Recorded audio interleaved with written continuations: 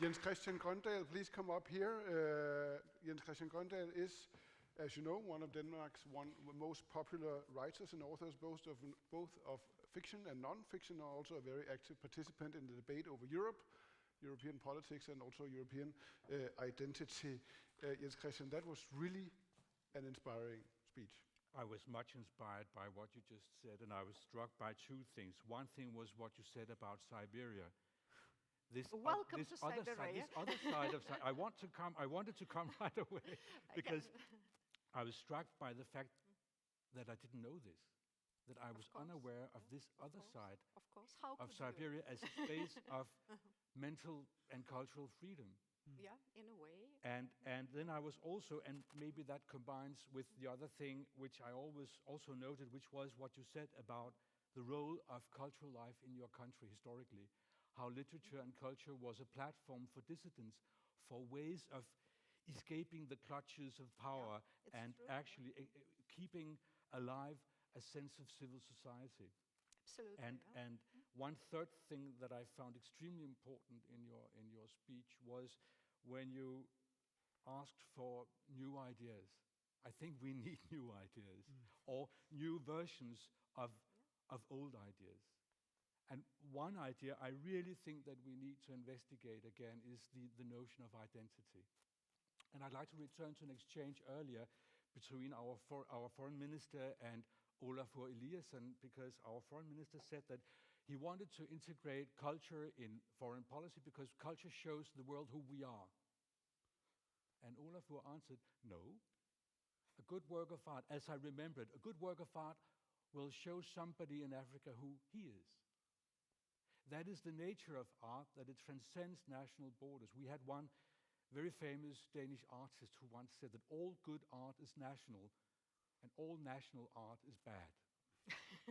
And I think he actually had a new idea there, a new idea which is still waiting to become implemented in the way we work with cultural exchange. Because the important thing is not to show the world who we are.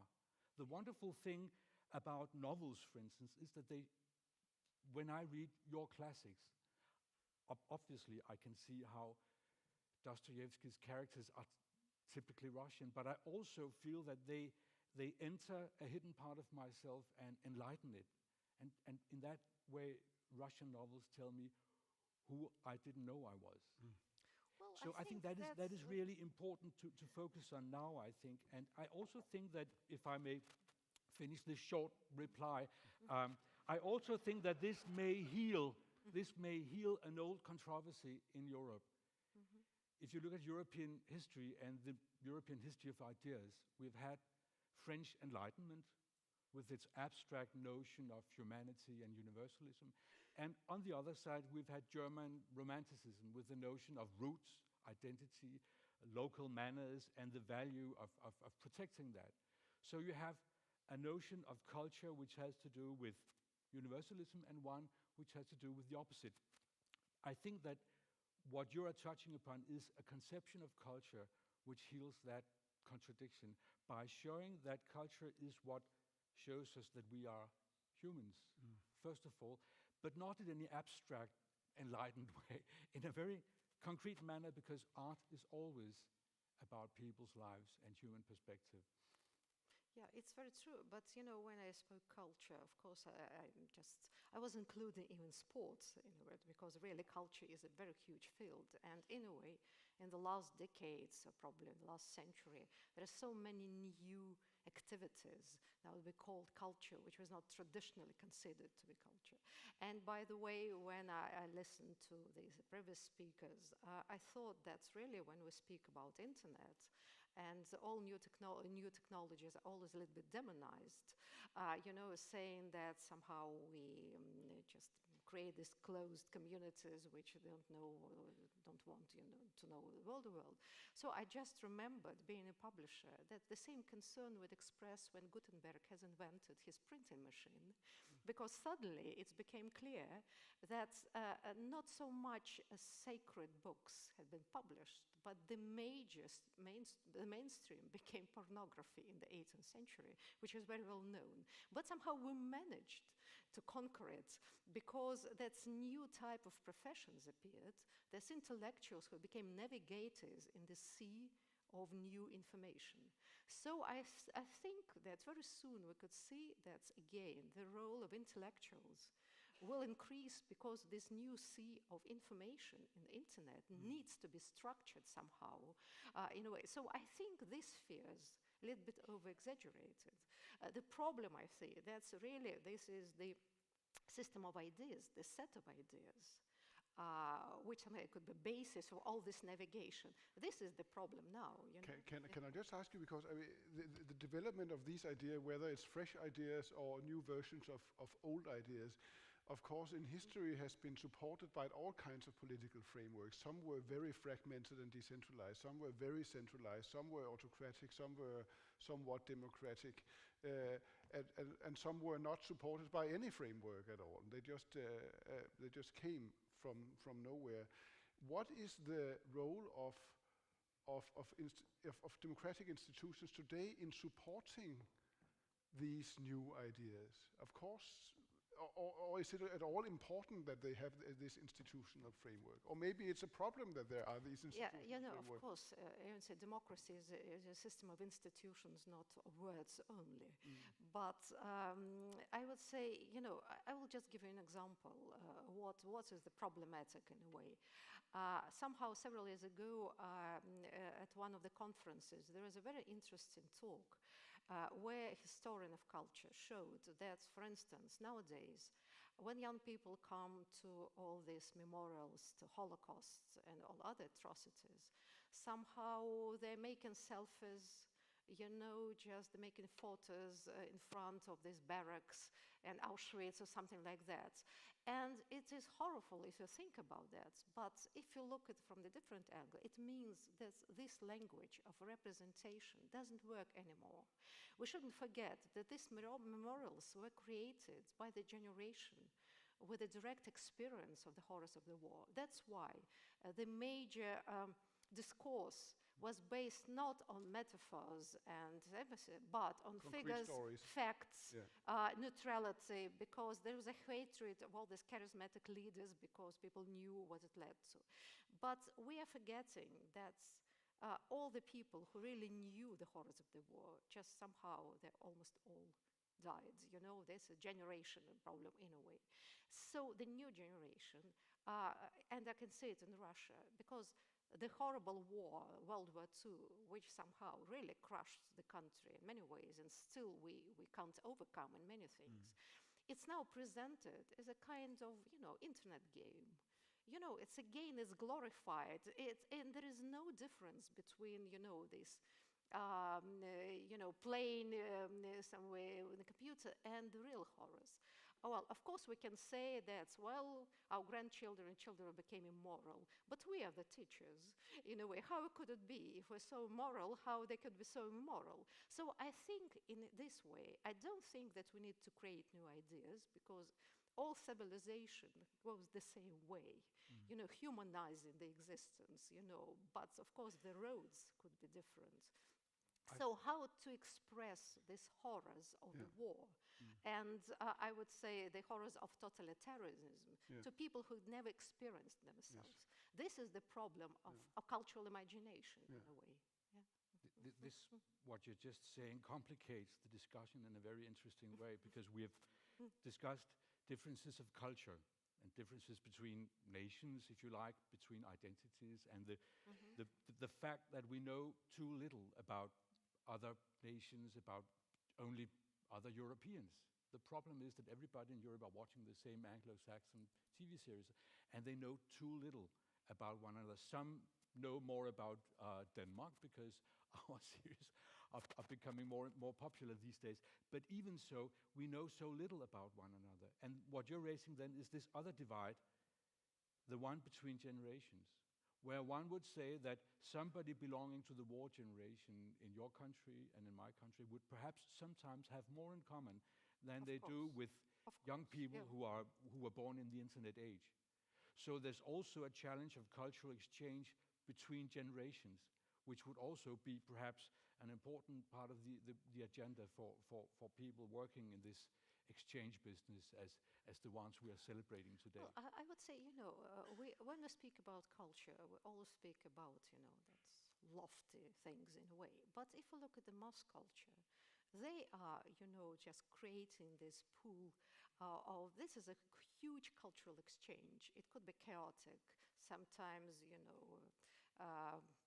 very kitschy in a way, but they're creating this. That's young people all over the world, watch sometimes the same films, the pictures, and many things away.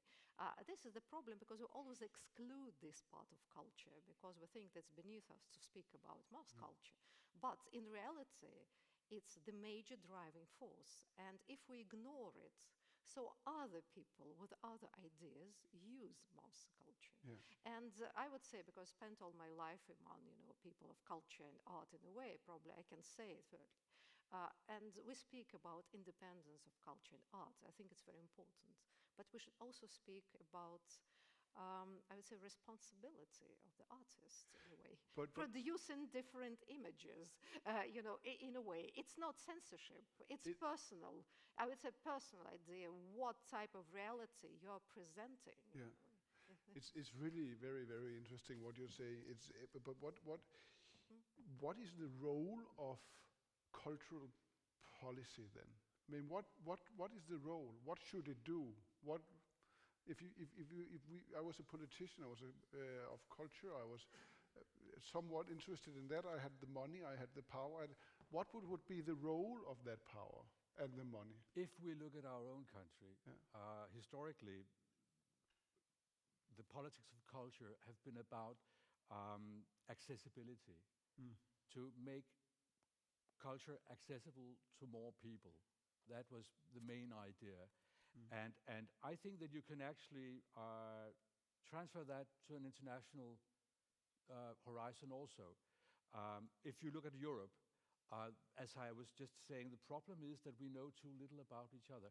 Some years ago, I was part of a group of writers in Brussels who were asked to talk about this wonderful diversity of ours, and how could this diversity be turned into something profitable and not just something that makes it difficult for us to communicate. And we were lucky enough to have lunch with Commissioner Barroso, who proved to be somebody with a keen interest in literature.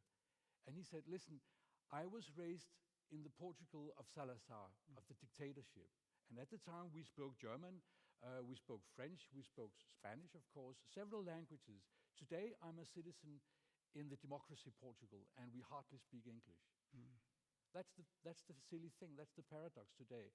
So one thing I think could be an advice to politicians on a European basis would be to say that rather than hesitate when it comes to defining a cultural politics for Europe, perhaps now is the time where we should do it, because what we see on a European scale is that the right is on the rise.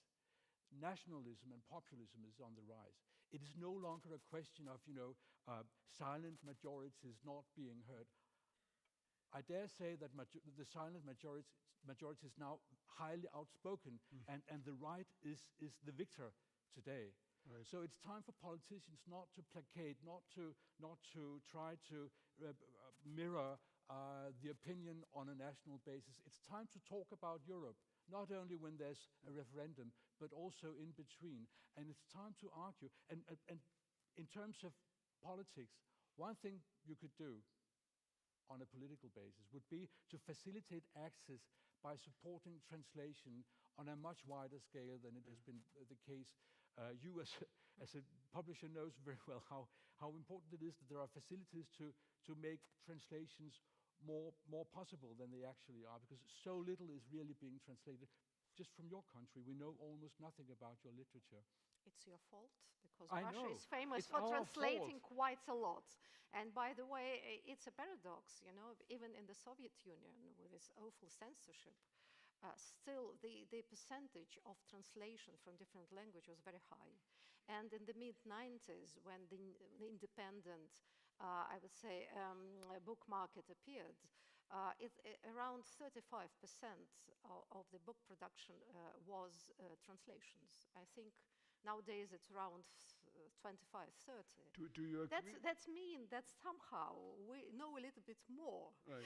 about the rest of Europe Yeah. than probably Europe knows about Russia, Yes. which is a funny thing. We always have that, feeling that everybody knows much more about us than we know about them. But what do you agree then that the main focus of politics challenge is to create access, really? Yes, and I would say when I spoke, yes, of course it's access first of all, but I would say intellectual attempts should be oriented towards, we had an awful experience of 2 wars, devastating wars, of the rise of fascists and totalitarian ideas in the 20th century. Nowadays, we see that again, somehow the situation now a little bit resembles the 30s of the last century. It means that these totalitarian ideas, it's not the product of, of a distant Russia in a way, but somehow it's part of European heritage. How it happens from time to time, the totalitarian ideas become attractive to many citizens in Europe. I think in this way, revelating our intellectual and cultural heritage probably will find the remedy. And so self-criticism in this way, and of course Russia can criticize itself for ages, and but I think this is very important. But while we're all speaking about, Western Europe, Eastern Europe, Russia somewhere, some don't know in a way, it's not a solution, because we close our eyes to some very important philosophical, intellectual questions, which is the basis of European existence. So, I mean, in this, if you don't like Russia, probably you're right, in a way, but it is my country. But it's really, Russia always inherited all European ideas. Yeah. And it became a I would say, modern country. It was influenced by French and German ideas, first of all, in a way. So you can't say that some Chinese somehow invaded Russia and presented something. No, not at all. So in this way, I think that's time for this critical revelation. And I think this is a great role of culture, which presents us with these images, That's the result of this intellectual work. Okay, great, wonderful. Let's have 3 comments, and I think, by chance we have 3 very good and interesting people ready already. Henrik Hartmann, where are you? Please stand up. Henrik Hartmann is the creative director of the Contact Foundation, the largest theater, right, for youth. You work both here in Denmark and also internationally, very much. Very much around. Can you give us an example of what we are talking about just here that you are working with? Yeah, I think the first thing that can come to my mind is that just in the cartoon crisis here in Denmark, you remember that? Vaguely. Contact was sent to a big refugees camp in Amman to work with young kids there.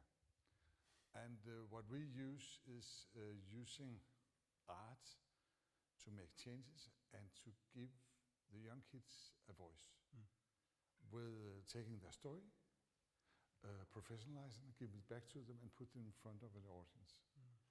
They believe then they are important, because all what we have inside us is important, and also the audience mirror themselves in them and said, if they dare to stand up and talk about their rights, and then we dare do it also.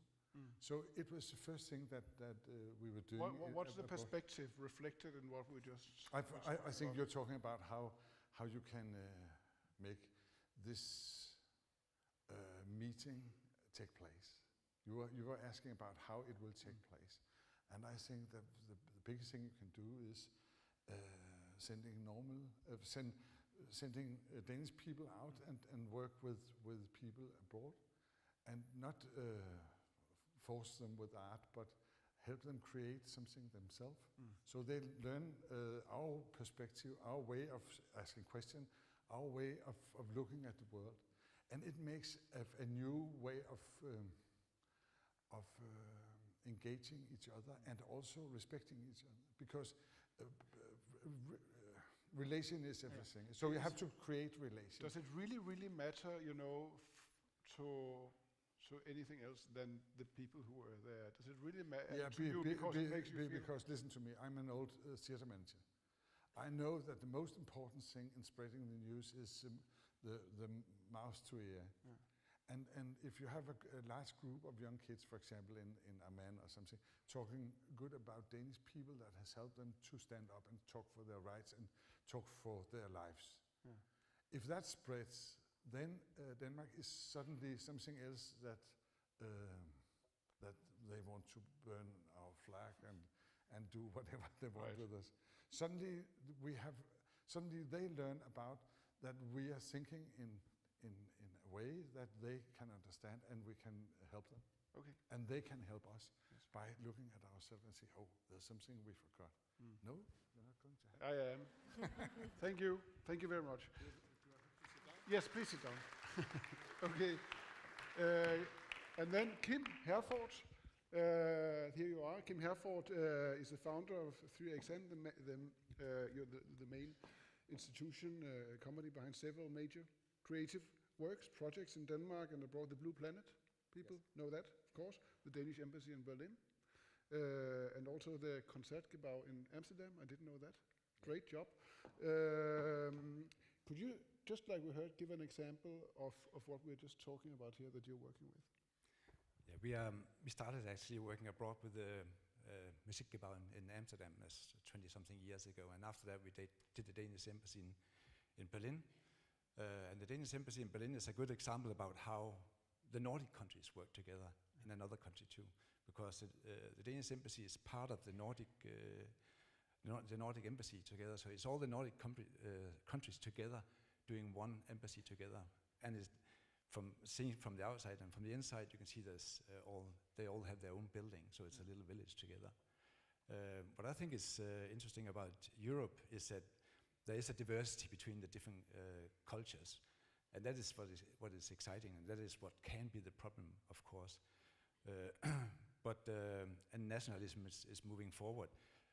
But we are invited for competitions all over the world. We have been invited to competitions in Russia, for example, and I've been over in Moscow and in St. Petersburg lecturing. And I think these invitations for architects to come out and working abroad is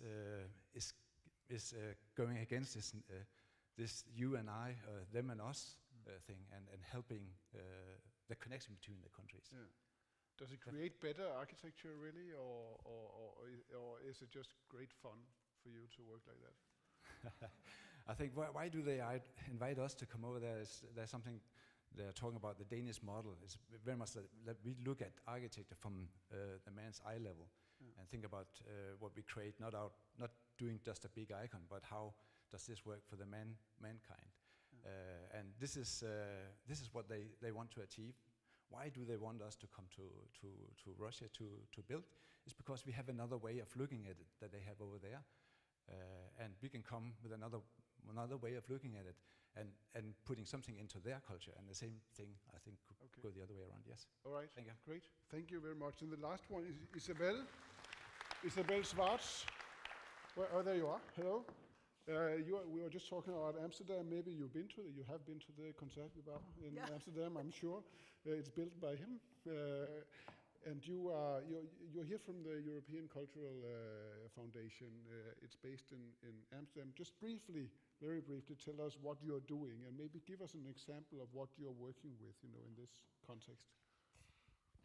First of all, congratulations to the organizers that you invited Irina here, because I've been to very many conferences, and the Russian perspective in a European conversation is not so very often here, and I think it's really important to make that statement that actually Russia is part of Europe, and it's about discussing a common future, so thank you.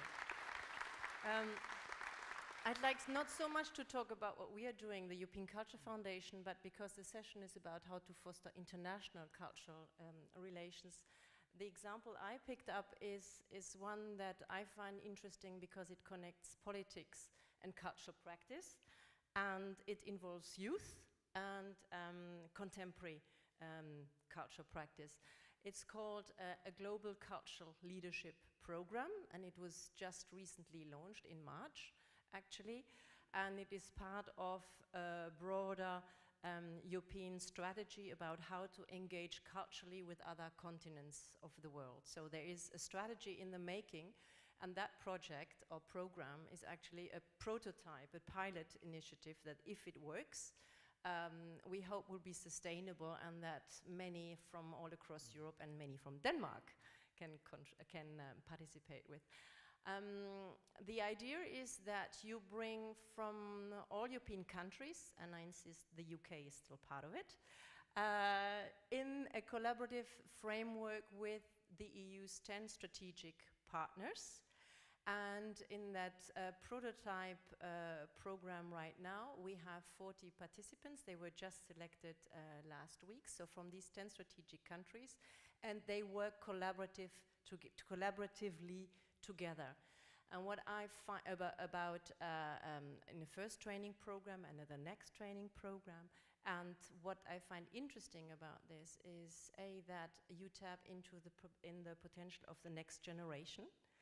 So you're actually looking at what the needs are for a young generation of cultural entrepreneurs, artists, creatives, and so forth.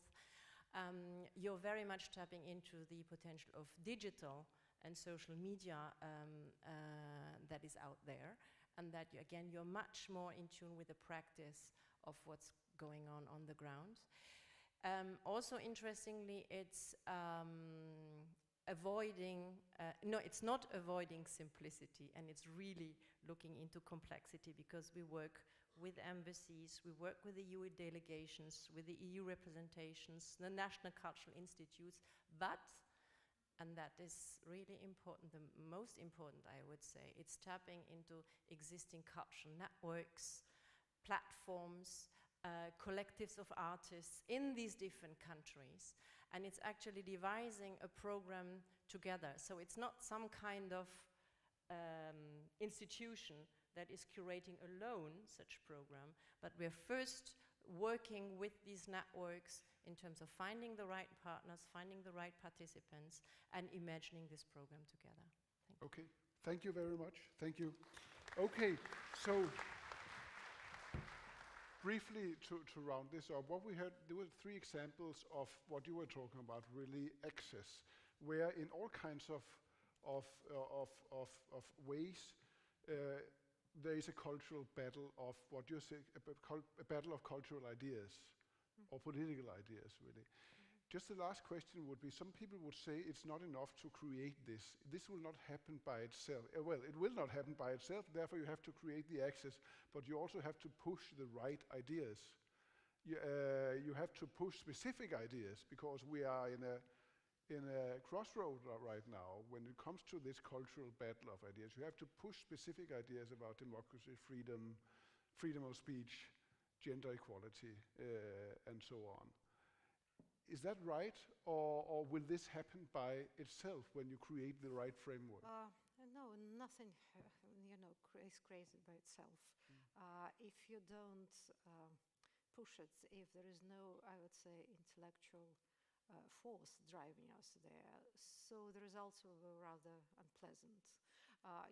That only bad ideas grow freely, and just to speak about civilization and humanizing our life, this is a huge effort which each generation has to follow and formulate. And I think that's because we are so much artificially divided, because we look at really through the lenses of the national states, and when I come somewhere, people subconsciously look at me as a kind of official representative of our president. It's not so. I'm quite critical about the political situation. So I would say that's horizontal ties between artists and intellectuals. It's a very important thing, but we never realize it really. It's our common task. To think about it, really to formulate, and I would say this tragic totalitarian experience should be analyzed, because in a way there are so many intellectual and mental traps somehow, and why some societies succumb to it. It's not so easy in a way. So I think this exchange, I think that's important, and it should be in horizontal, not only vertical, as only bad ideas grow free. Yeah, that's a very interesting sentence. What do you think? Maybe it's true, and it's a horrible thing if it's true. When you look at history, it looks like you're true. right. Yeah. Speaking about accessibility and from your question, I say yes, it's important that this exchange is not just an exchange between artists from various countries or politicians or people working in the culture business. It's obviously important to engage ordinary people from civil society. But even then, will it not be...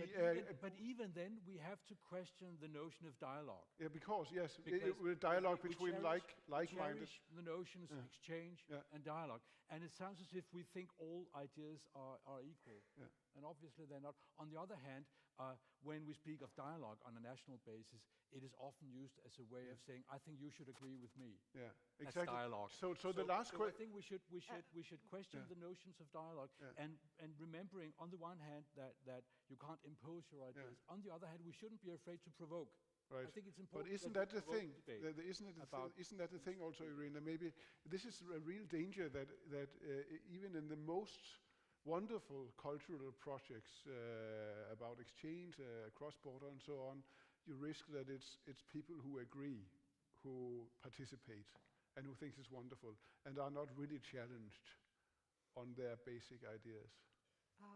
I don't know, but I think the first thing is to try, and this dialogue with different experiences and views, I think it's also very important. It's a trivial thing, but without the exchange, somehow the degradation is very quick. And speaking about the efforts, that was a famous talk, one of the episodes of Table Talk, when Coleridge, Wordsworth, and Southey were discussing whether it's need to educate children or to let them grow freely, revealing their talents. And so Coleridge just went up to the window, showed to the thorns, and said, okay, so this is, revealed, and so that's, if you don't educate and enlighten people, so you will receive these ones, but not roses in the garden. So in this way, this is awful efforts to understand what's going on, why it's going on. We could see this like Trump phenomena in a way, and we could say, wow, crazy how it could appear. But if such types of new politicians appeared, something is going on fundamentally. We should realize it and understand this is a real danger. If people like such types of people, that somehow it's our fault. Yes. Thank you very much. And thank you also, Jens Christian Grøndahl. Give them both a big hand. Thank you.